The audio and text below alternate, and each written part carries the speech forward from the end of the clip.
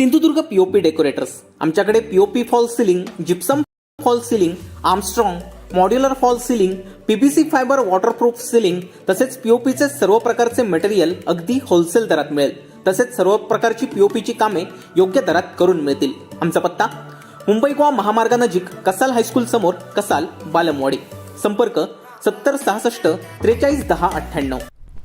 सिंधुरत्न समृद्धी योजना राबविण्याकरिता सिंधुदुर्ग जिल्ह्याकरिता 3 वर्षांसाठी जिल्हाधिकाऱ्यांकडून 350 कोटीचा आराखडा तयार करण्यात आलाय. या आराखड्यात पर्यटन, रोजगार व चांदा ते बांदामधील योजनांचा समावेश करण्यात आलाय. या योजनेच्या कार्यकारी समितीचे अध्यक्ष तथा शिक्षण मंत्री दीपक केसरकर यांच्या अध्यक्षतेखाली होणाऱ्या 29 ऑगस्टच्या बैठकीत मंजुरी दिली जाणार आहे.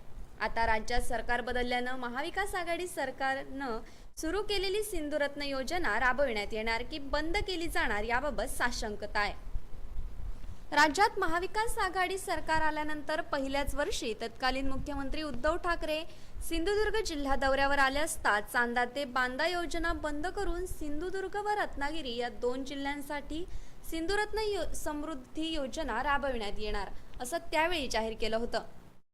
त्यानंतर 2 वर्षांनी या योजनेला मूर्त स्वरूप आलं व शासनानं स्वतंत्र शासन निर्णय काढत योजना राबविण्याकरता सिंधुदुर्गचे माजी पालकमंत्री व विद्यमान शिक्षण मंत्री यांच्या अध्यक्षतेखाली कार्यकारी समितीची स्थापना केली गेली. दोन्ही जिल्ह्यांच्या जिल्हाधिकाऱ्यांनी 3 वर्षांसाठी स्वतंत्र आराखडे तयार करण्याचे आदेश माजी अर्थमंत्री अजित पवार यांनी दिले.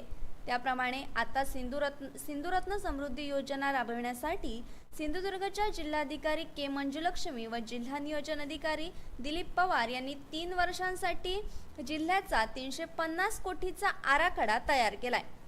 सिंधुरत्न योजनेसाठी 3 वर्षांकरता तयार करण्यात आलेल्या आराखड्यात 350 कोटींचा समावेश आहे. Bureau news, Kokanshahi. असे नवनवीन व्हिडिओ पाहण्यासाठी कोकणशाहीचं यूट्यूब चॅनल सबस्क्राईब करा व बेल बटन प्रेस करा. तसेच फेसबुक पेज लाईक करा आणि इंस्टाग्राम पेज व ट्विटर पेजला फॉलो करायला विसरू नका.